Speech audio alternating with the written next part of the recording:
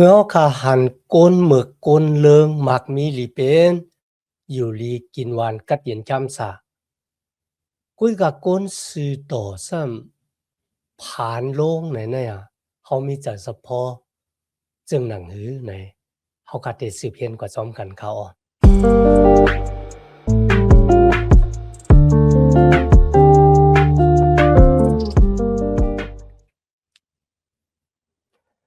มาสงค่าพี่น้องผู้ถ่อมยินเสียงใต้ตีนับยำกุศลกูปายำดิกดังสายลมอีกปลาดังขาวลุงแรงเปิงไหลมาโหบโทบโหบยากันกว่าแข่งวันหนึ่งเขาย้อนหาตังหักแม่ตัดตั้งนิมสาตังโจมเสือมนเปียดที่ลูกตีเถาลาพลาเป็นเจ้าผู้เยี่ยมยาและสูงสุดในโตขอดเปียวถึงณจุดอาสักตันของเขาคักกว่าหังผ่าหังมันเสกำค่ะในวันเมื่อเขาคำมาถึงยามสาลามคาน73ตกพอถึง75เขายามสาลามคาน73ตกพอถึง75ค่ะที่ในมีไว้ว่าเป็นยามสาลามที่อยู่ในตอนยามเฮ็ดวัดในเขาซ้อมหนังที่เขาคาเลยเห็นมาซ้อมกันยามสาลามคาน1ถึง41อันนั้นเป็นยามสาลามตอนเงากำพายามสาลาม42ถึง72ซ้ำเป็นยามสาลามตอนยามมันออกกว่ากำในมาถึงยามสาลาม73ถึง89ค่ะในซ้ำเป็นยามสาลามตอนยามเฮ็ดวัดนะครับมันง่ายกันทั้งนั้นอยู่ในยามเฮ็ดวัดไหนเขาก็เพราะว่ายามเฮ็ดวัดก็เตลาดถึงรองของตั้งอันเฮ็ดวัดกูก่อยพระเป็นเจ้านะซุ่มถึงเฮือนค่ำกันเนาะยามเฮ็ดวัดก็เตลาดถึง2เมียวที่1นั่นก็เป็นตั้งมดจังของพระเป็นเจ้าที่2นั่นก็เพราะว่ามีเลือดไหลลงบนไหนก็ตั้งอันปดวางควางหลอดปั่นวุระแปดมีนั่นมันบอกว่ามีรองดังอาเยใหญ่2รองในยามมันเฮ็ดวัดกันนะตั้งมดจังข่าวสารและอีบาดังเครื่องปลูกจ่อเขากำแนวคำมาตัวยามสลามคัน33หมอนตั้งค่ะนะอันนี้เป็นตั้งใหม่ใจขี่ใจตั้งกวางสารในรองของตั้งหมากมีหลีเปลี่ยนของก้นเมือกก้นเดิมพี่น้องค่ะก็ตีเต็มยามสลามคัน73เนี่ยมีชื่อว่าอาซับเขาไล่เต็มยามสลามไว้อยู่11คานค่ะนะอาซับเขาเป็นก้นอิสังขลานะเขาเป็นก้นเลวีเขาปยก็เขาเป็นผู้อ่อนโหในตั้งอันเฮ็ดวัดกูก่อยพระเป็นเจ้าในซุ่มถึงเงินคำและอีกบาดังมือมีกองปิกหมันในก็ลูกหลานของเขาเป็นก็ตีเฮ็ดความยกย่องยองยอพระเป็นเจ้าเขาขั้น73ข้อที่1ครับพระเป็นเจ้าใจลีใจวานต่อมิวอิสเลอันว่าเขาเจออันโหใจข่าวจังนั่นอำมันคันเป็นโหใจมดจังข่าวสายกันเนาะพี่น้องก็ลาถึงที่ไหนว่าพระเป็นเจ้าลีต่อก้นมิวอิสเลต่อก็ที่มีโหใจที่มดจังข่าวสายพระเป็นเจ้าลีต่อก้นมิวอิสเลกูก็ค้านะอันนั้นมันป่องว่ามันซะก็เปิดที่ไหนแล้วว่าต่อก็ตีมีโหใจตีมดจังข่าวสาก็ตีมป้าจ้าเข้ามาเฮ็ดวัดกูก่อยพระเป็นเจ้าในเกี่ยงปีกมันแล้วก็เขามีอาศักลิบอยู่จอมหนังศีลหนังธรรมเขามีตั้งศึกษาจำใจจอมพระเป็นเจ้ามีโหใจตีมดจังนะพระเป็นเจ้าไล่ลีต่อคนซึ่งหนังนะก็เป็นซึ่งหนังนั้นนะวันเมื่อนี้เขาคติมาอยู่มาตั้มจะในจุยสุคริตเนี่ยมือมาหาบ่จุยสุคริตเขาขัดยังตึกอาศักลิบอยู่เนื้ออักย่างเก่าอันตั้งที่เขาเตมาฮู้จักจุยสุเนี่ยอันนี้ได้เฮ็ดให้เขาบ่มั่นใจในตั้งเกจอดของเขาก็เปิดสังฆละก็เปิดนั้นสมัยแก้มดีกลัดว่าลุยเลือดเมียดของเจ้าเยซูคริสต์ที่ไหลลงเหนือเสาหลักว่ามือนั่นน่ะมีอาณาสุกปวดล่างบันวัวระแปดเขาหรือฉะนั้นมันก็สมัยแก้มดีของพระเป็นเจ้าก็มีอาณาสุกปวดล่างบันอาศักตานเขาโหใจเขามีโหใจใหม่มา กุ้ยกะเพราะว่าอยู่มาจุยสู้ยังตึกะอาศักลิบมีตั้งกำตั้งจ้างมีตั้งเฮ็ดตั้งสร้างเหมือนเก่าบ่ไหนบ่มันจะตั้งเกจอดในคนนั้นไหลตับรู้ว่าเปิ้นค่ะตัวหนังเฮาก็เหมือนกันนะเพราะว่าเฮาค่ะมีหูจักซึ่งหนังนั้นกันนะที่ไหนค่ะอาจทราบแต่มีความถามกันนะก็ปรึกษาพระเป็นเจ้าปันอักขว้างให้กวนเมือกกวนเรื่องเนี่ยขึ้นอย่างมาสูงมักมีหลีเปลี่ยนป้าค่ะนะยกก็ปรึกษาพระเป็นเจ้าให้ก็ที่อยู่มาตำเจอในเจ้าค่ะเนี่ยไล่คบทบตั้งตุกข่าอย่าเพิดการจ้ะนั้นก็ปรึกษาเจ้าค่ะให้คนที่อยู่มาตำเจอในเจ้าค่ะเนี่ยเป็นคนผ่านไหนกันนะพี่น้องค่ะเขาวนออกแล้วกับปานที่เขาอาศักลิบอยู่นะครับแหละที่แต่งในวันเหมือนได้ก็เหมือนกันครับจะในกับปานเหมือนนั่นก็กันนะในวันเหมือนได้ก็เหมือนกันพระเป็นเจ้ามีเต๋อฮะในพระเป็นเจ้าว่ามันจดติจีอย่างก้นให้ก้นเมือกด้วยรู้มาเร็วแน่ก้นให้ก้นเมือกเนี่ยอยู่ลีกินวันก็เดียนแคมสามีเพอันตะเลยอย่างเหี้ยเป็นสังพระเป็นเจ้าปันตามเขาด้วยรู้ก้นสื่อต่อที่กำจ้างจอมหนังเป็นหยับตะลาพระเป็นเจ้ามีตังหักมีตังอยู่สิกูยำพระเป็นเจ้าซื่อๆโยๆต่อพระเป็นเจ้าก้นเจ้าในซ้ำเลยขำทั้งอันขีนเด็กเด็กก้นเจ้าในซ้ำเป็นก้นยาก้นผ่านพี่น้องเขาวนเจอป่องมันป่องเจอมีตั้งอันกวางเจอเต้ๆว่าอันนี้อาจทราบกันนะผู้เปียนี่จะสะพอเนื้อเลือดในกันเลยสภาวะตั้งอันเป็นก้นนั่นกันเนาะเมื่อเขาขาหันก้นหมึกก้นเรื่องมามีหลีเป็นก้นสีต่อสมาผ่านโลกเนี่ยเขาก็มีจะสะพอดีมีตั้งกวางเจอนั่นกันนะกุ้ยกะพระเป็นเจ้าลาดว่าจังเขาตั้มเจอวางเจอเนาะเขาเหมือนให้สู่อาเต็มไปป่องแสงแรงเจอกุ้ยกับวันหนึ่งเขาได้ซับแรงสร้างร่างนี่สู่เลยครับเขาคู่ความตอบนั่นเลยนะครับนะกำเนิดมาถึงข้อที่2ครับพี่น้องครับในข้อที่2ถึง12ครับพี่น้องครับ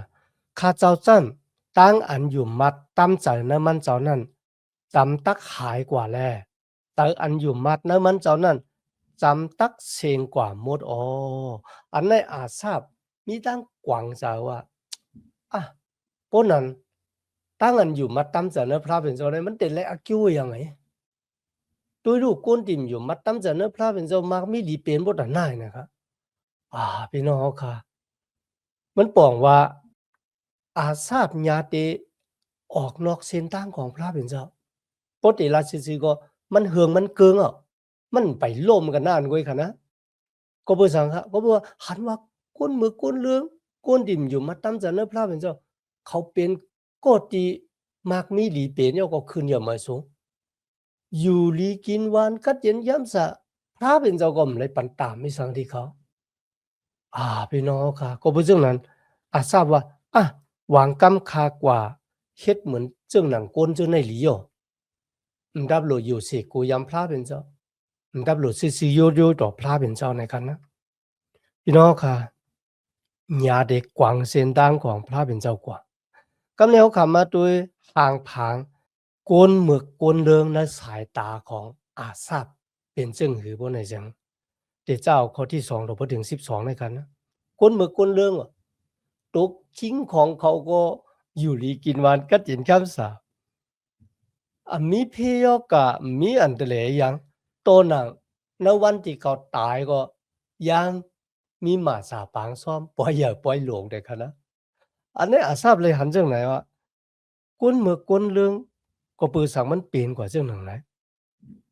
คอมไรฮบทบตั้งอย่าผืดคันเจอครับเพสภาวะเพแก่มมาก็ไม่ตัวคอดแผ่วถึงเขาหรือเช่นนั้นการในจุดอาสาของเขาเต็มป้าเลยเจอหมาหน้าแผนสูงค่ะตั้งสัมปันลำหรือเช่นนั้นก็ขี่เน็กเต็กเต็งเบิ้นแฮมอันในที่อาทราบเลยตัวหันกันนะเยาก็เจ้าอาศักลิบอยู่กินเหล้าเมายาเฮ็ดจอมหลังอลูของตูเจ้าเก่าบ่เป็นกาปานได้กันนะก็เลยกลางค่ำกลางคืนแล้วก็เฮ็ดต่างเมือกต่างเรืองบ่ได้เป็นเนื้อรองกามาสุราเมรยาในคณะปอยอก็เจ้าอักขว้างอเยติตูเจ้าเก่ามีอยู่ในขี้เน็กเด็กๆเหมือนมากินมากินเปิ้นเขาเฮ็ดผิดจีกันกุ้ยก็มันเหมือนจังว่าเขาเลยอักขว้างอเยเฮ็ดต่างผิดนั่นน่ะ จีการก็มีอันนาปุนดาได้อุปปึงในเขานะครับหรือเช่นนั้นก็ค่ะศพของเขาเนี่ยทางเลขหลู่ลายพระเป็นเจ้าพี่น้องค่ะที่ในมีไว้ว่าเขาตั้งหลายลาดว่าพระเป็นเจ้าติหู้อะไรจังหนังหือพระเป็นเจ้าผู้เหยี่ยวแม่ได้สูงสุดนั่นน่ะมันมีตังหู้รองที่จับเสียงกันตั้งเฮาห้าพี่น้องค่ะมันจะหู้หยังที่จับแสงกันดั้งรองของเฮาเนี่ยมันเหมือนเจิงว่ามันต้าถาวราพระเป็นเจ้าค่ะนะมีตั้งอยู่เสกูยำพระเป็นเจ้ามันลาดว่าพระเป็นเจ้าฮู้ตั้งเมือกเรื่องที่มันเฮ็ดเนี่ยก็บ่จังไหนไหนค่ะที่อาทราบไหลหันลองดังซื่อแนวกุนซื่อเนี่ยก็อยู่เปียวกินสากัดเย็นค้ำสาอยู่นะตั้งอันหยุ่มยำตั้มจะเนื้อพระเป็นเจ้ามันเดมีอากิวซะข้าเป็นก็ที่หยุ่มยำตั้มจะเนื้อพระเป็นเจ้าหรือเช่นนั้นมันก็ด้วยลูกคนทั้งหลายที่หยุ่มยำตั้มจะเนื้อพระเป็นเจ้าเขาไล่ขามตั้งทุกข้าเดี๋ยวก็เป็นคนยากคนผ่านนะครับเพราะแต่ว่านักกาปาในจงเป็นจังหนังนักแกมสลางคาน73ในค้าเนี่ยเขาว่าก้นสื่อต่อย่างเป็นจังไหนอยู่กันก้นสื่อต่อย่างเป็นจังไหนพี่น้องกาดีไหนทราบกวางจ๋าเขาข่าวก็กวางจ๋าทราบถามพระเป็นเจ้าว่าตั้งอันคักคัดเจออยู่ซักลิบอยู่ปุนตาพระเป็นเจ้าเนี่ยจองมันติแลกิ้วอย่างห้าเนี่ยพี่น้องก็อันเนี่ยทราบวนเจอยาวก็มันกวางเจอก็เบอสังตุงวงเกกางก้นโลกามันเปลี่ยนกว่าเจ้าหนังไหนเหมือนเจ้าความตายมีไว้เฮ็ดดีเลยดีเฮ็ดให้เลยให้นั่นกันเนาะกุ้ยหน้าที่ในมันเจ้าเนี่ยเฮ็ดให้เลยดีเฮ็ดดีซ้ำเลยให้เนี่ยก็เฮ็ดให้เขามีทางกวางเจอวนำออกค่ะนะก็เบอสังก้นหมึกก้นเรื่องถึงมักมีหลีเป็นขึ้นเยอะมาสูงก็เนี่ยความตอบมันอยู่ที่สาลาม73ข้อ17ค่ะนะสาลาม73ข้อ17ลื่นเสข้าเจ้าเข้ากันนะจ้องปีกหม่านเจ้านั้นเย้าจังข้าเจ้าไล่ฮู้ลองตั้งอันตักเปลี่ยนมาที่ก้นอันให้เมือกนั่นติข้าพี่น้องค่ะมือเข้าก่อยเฮ็ดวัดกูก่อยพระเป็นเจ้านักจ้องปีกหม่านอันนี้ก็มันง่ายกันดังจ้ามันเฮ็ดวัดได้ค่ะนะเข้ากว่าที่ไหนไล่โฮบไล่ทบพระเป็นเจ้าไล่ฮู้อยู่ว่าปลายตั้งเยื่องหมายลื่นสุดของก้นเมือกก้นเรื่องนั่นน่ะมันตีฮอดถึงกว่าที่แล้วไหนพระเป็นเจ้ามักคานไว้บุญตามมันยาวณสมัยแก้มลิกเลยลาดเหนียวเขาว่าเมื่อเขาเข้ากว่านะจ้องปีกหม่านที่เฮ็ดวัดกูก่อยพระเป็นเจ้าเนี่ยตั้งวนจากใครใจของเขาก็ปุดลายกว่าเขาแต่จ้าตัวหันปลายตั้งที่สุดที่ก่อยของก้นเมือกก้นเรื่องว่ามันติดกว่าอยู่ที่ละปลายตั้งของก้นเมือกก้นเรื่องนั่นน่ะพระเป็นเจ้าตั้มเขาไว้ตีมืนพี่น้องค่ะคนที่ไปอยู่นะเส้นดังตีมืนเนี่ยติดล่มลงเหมือนแล้วก็ตันหูตัวเพราะว่าล่มลงก่อนเนี่ยก็ตั้งลู่ตั้งเหลียวก็ตักหอดเพียวถึงเขาว่ามันกันเป็นที่ในเฮ็ดเฮาก็คุกจะเลยสมัยแก้มลิกลูกะพี่น้องค่ะตองค่ะนะที่เจ้าเยซูได้ลาดถึงรองของสัตเทตังลาซารูกันนะลูกะคัน16ข้อ19ถึง31ก้นมักมีหลีเป็นมันโลพระเป็นเจ้ามันเฮ็ดจอมหนังอโลกลางใจมันวันที่สัตเทตายเนี่ยโอ้มีมาสาปังซ้อมเข้มแลบนะหรือเช่นนั้นก็อาจจะมีคนมาลาดถึงลองจุดอาสักด้านมือเขาอาสักรีวิวคณะยามเฮ็ดตาหน้ากู้สูตรที่นั่นที่ไหนให้ไหนเนาะมีทั้งอันรูโครูตั้งต้านนำน่ะก้อยกะโครูตั้งต้านมันเลยจอยมันกันนะมาสาปางซ้อมเลยจอยมันกดตกอยู่นะหมอภัยอะไรลาจะรู้ค่ะลูกลาจะรู้เป็นคนผ่านก้อยกะมีตั้งอยู่เสกูยำพระเป็นเจ้าพี่น้องค่ะตั้งมักมีหลีเป็นโจเก็บกำเนิดโลกาเนี่ยติกว่าแตกเนืองดังอาสักเถาวราเนพระเป็นเจ้าไรเนี่ยเฮ็ดให้ทราบไรมีดังป่องแจงแรงจากเนื้อหลองเนี่ยในข้อที่23ถึง28ค่ะนะทราบเลยป่องใจว่าพระเป็นเจ้าได้ยิบมือกำมือของเขาไว้พระเป็นเจ้าเลยกำมือของเขาไว้เฮ็ดเอาค่ะคุกจะเลยแกมฟิลิปปีคาน1ข้อที่6ค่ะนะพระเป็นเจ้าผู้ที่แต่จ้า เฮ็ดลองดังอันลีนะเฮาเนี่ยมันเจ้าเตเฮ็ดให้มันอ่องหยังตัวบ่ถึงวันที่เจ้าเยซูเกี่ยวมาหรือฉะนั้นก็พระเป็นเจ้าเฮาค่ะที่เฮาเฮ็ดวัดกูกวายเนี่ยกันนะมันเจ้าที่เป็นก็ที่ปันตั้งจามที่เฮาและมันเจ้าที่เป็นก็ที่ปันมุนสเลเฮาในเขาอาทราบไรฮวบทบจังหนังไหนก็บ่จังนั้นความตอบที่เขาได้รับที่พระเป็นเจ้านั้นก็ตำจากในพระเป็นเจ้าในวันเหมือนในกันนะอาเต็มมีความตอบตั้งตุกขาที่กวนสื่อต่อไรหาบที่กวนสื่อต่อไรฮบไรทบลูกล่างตะเปเจ้าไรฮบไรทบอับเต็มมีความตอบตั้งเสียงทั้งหมดกุยกะเฮาหมดตำจากในพระเป็นเจ้าผู้ที่ฮู้ความตอบวันหนึ่งพระเป็นเจ้าได้ซับแรงสร้างร่างเหนียวต่างกี้สู่พระเป็นเจ้าแท้ๆกับแนวขัดสืบด้วยสลาม74ค่ะนะสลาม74เนี่ยมันเป็นยามสลามที่สุดต้องเติงหาพระเป็นเจ้าเป็นตั้งอันย้อนหาพระเป็นเจ้าเกกชอดเอามือก้องปิกหมานของพระเป็นเจ้าเลยข้ามยานสู่มาเฮ็ดอันดีหังเอเสร็จในก้องปิกหมานของพระเป็นเจ้าอาซาบเป็นคนเลวีแล้วก็เขาเป็นผู้ห้องความเฮ็ดวัดกูก่ายพระเป็นเจ้าในก้องปิกหมานของพระเป็นเจ้ากันนะในข้อที่1ครับอาซาบถามว่าก็บ่ซาพระเป็นเจ้าเฮาลองตั้งซื่อนะปอปอกเป็นมานะจื้อจัดเจ้าคือมิวอิเสละนั้นก็นะก้องปิกหมานของเจ้าเฮาในกันนะในข้อที่2ครับเขาลัดถึงพระเป็นเจ้าเป็นพระเป็นเจ้าที่ป้าปู่หมอนเขาออกเมืองอียิปต์อยู่ในเถินแรง40ปีเล่งเขาลุยเขามุ่นหมันหน้าและนำดีออกที่หมักหินมาทุกคนและป้าเขาเข้ามาอยู่ในนางลินกติสัจจะที่ได้ปันไว้ที่อับราฮัมพระเป็นเจ้าเจ้าค่ะเป็นพระเป็นเจ้าผู้ใหญ่แม่และสูงสุดบ่ยอเขาถามว่าก็บ่ซังเจ้าค่ะปันเฮายันสู่เนี่ยมาย่ายุกย้องปีกหมานของเจ้าเฮาในเขา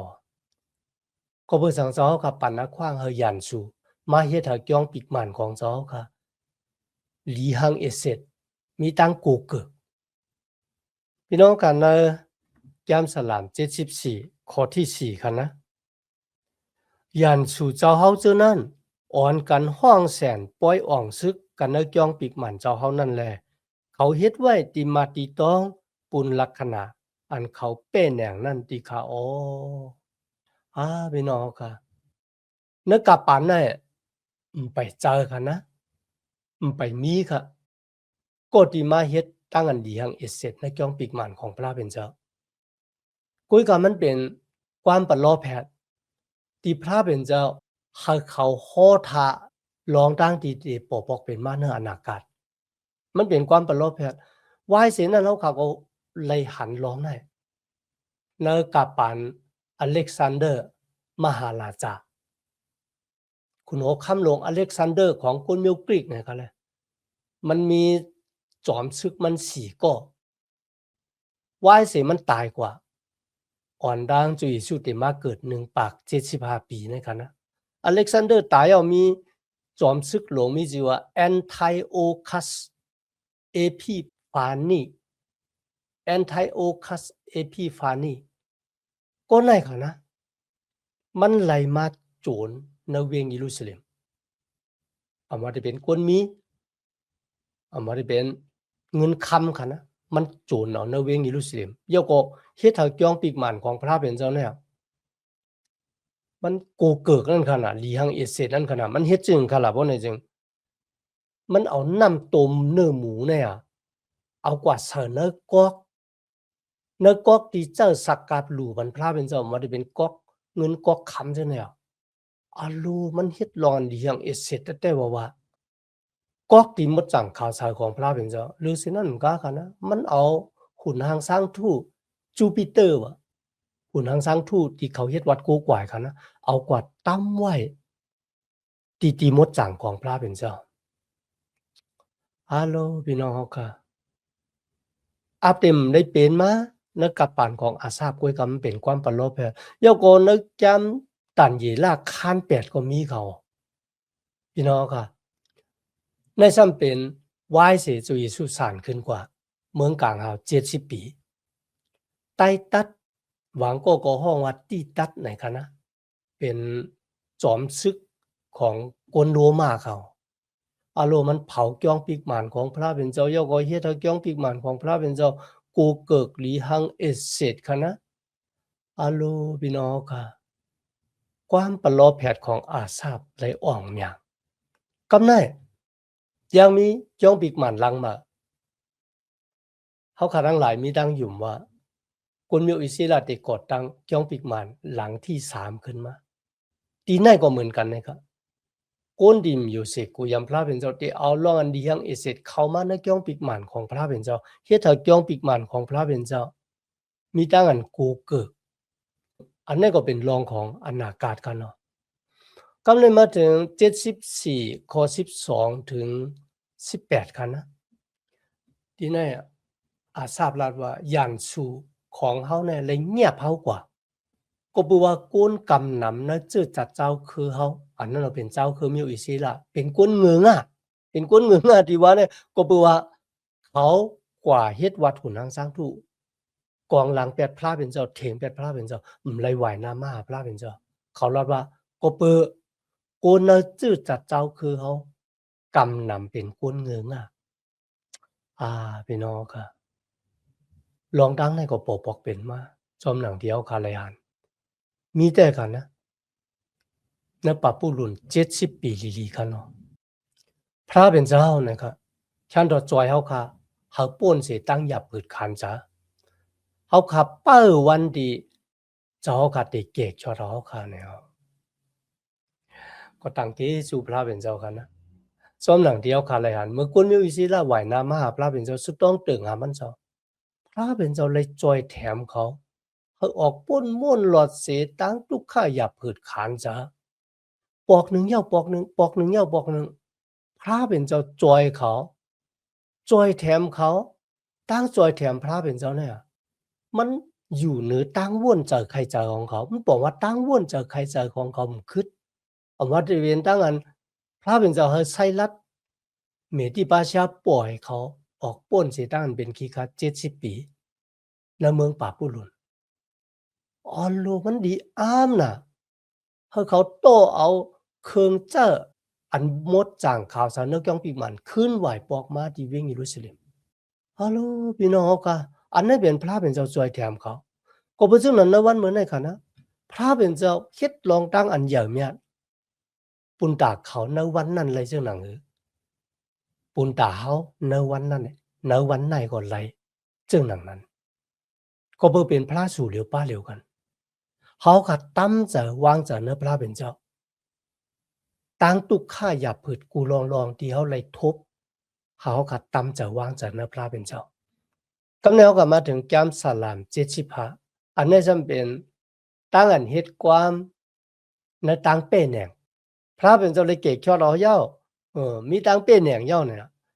กำเนี่ยเฮ็ดความยองย่อพระเป็นเจ้าแก้มสลาม74เนี่ยมันเป็นแก้มสลามที่สุดต้องเติงหาพระเป็นเจ้าของอาสาบค่ะนะ75จำเป็นตั้งอันเฮ็ดความที่พระเป็นเจ้าเกกชอเราเป็นปลูกความที่มีตั้งเป็นแหน่งแล้วก็เป็นแก้มสลามที่เปียนี่ตั้งอยู่มาอยู่ในอาสาของเฮาในเขาในข้อที่1ค่ะพระเป็นเจ้าดีค่ะข้าเจ้าเฮาอ่อนกันยองโยเกจูเจ้าเฮาดีค่ะข้าเจ้าเฮาเขายองโยเกจูเจ้าเฮาดีค่ะข้าเจ้าเฮาเขาหมอกลัดนี้ลองอันเจ้าเฮาอย่างเมียดหนานั่นเสแลอ่อนกันขามซักเสลองตั้งอันลีอ้ามเจ้าเฮาเจอนั่นดีค่ะเฮ็ดความยองโยพระเป็นเจ้าค่ะกำเลือนสุดไหลหันตั้งอันพระเป็นเจ้าเกียรติเขกังหนามาของพระเป็นเจ้าในกัมพาโลกาลงเนี่ยณวันเมื่อใดคุณอาจจะถางเลขรู้หลายมีพระปาไหนหมู่เขาเฮ็ดมือเฮ็ดเรื่องบ่กะพระปาไหนหันพี่น้องค่ะกุยกะ วันหนึ่งกันนะพระเป็นเจ้าเด็กแก่เขกลางนามาจือเสียงของมันเจ้าเนอลินเมืองในว่ามีพระเป็นเจ้าผู้เยี่ยมยาได้สูงสุดนั้นมีในพระเป็นเจ้าเด็บยาในในคันเจสิพาข้อที่2ครับพระเป็นเจ้ามีอมิ่งเลยว่าเกาคันขิงอันตักจีอย่างตลาไว้ยาวเกาตักเต็บตัดซื่อๆต่อๆอ๋อพี่น้องครับมันเจ้าเด็กเกี่ยวมาในวันล่ะมันเจ้ามักค้านไว้จะเฮามักค้านกันนะอำว่าเสียป้านนั่นน่ะแต่มีทางป่องแจงแรงจันทร์สมัยแก้มลิกนำมอกะก็ตื่นเต็มมีวันฮู้วันที่จุยสุดเด็กจั่วมามีวันฮู้ค่ะนะว่าคนฮับเจ้าพระเป็นเจ้ามีดังศึกษาจำใจซ้อมพระเป็นเจ้าลีก็วันที่จุยสุดจั่วมานั่นน่ะตื่นเต็มมีพาฮู้ก็บ่จุยสุเลยลัดไว้มัดแทกคัน24ข้อ36ค่ะนะมีพระปอเจ้าสู่เหลียวก้วยตีฮู้ต่างเกสู่พระเป็นเจ้ากำแนวขัดโดยคัน75ข้อที่6ค่ะนะลองมันจำตั้งอันจีอย่างตะลาลูกเสกะตีผายวันตกผายวันออกผายวันห่องผายจานเจอนั่นมามจ้า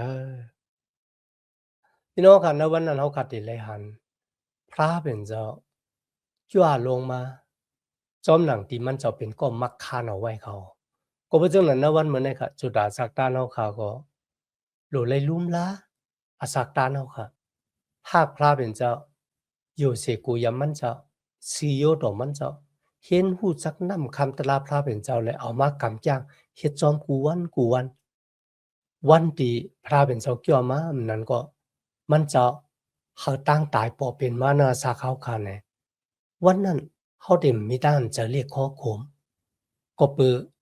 การงานเฮาเย่าตูย่อในเมืองโกนนั่นแหละที่ไรมืออยู่มือเช้าจอมมันเจ้าในเมืองกะเดียนแกมซะมีดังนั้นต่างเกจูพระเป็นเจ้าอย่างนั้นนะวันเหมือนที่มาเห็นจำดีกว่าซ้อมกันตัวบ่ถึงอาขิงเอาคัดสุดเซงกว่ากันเนาะย้อนหาตั้งหักเมตตาตั้งนิมสา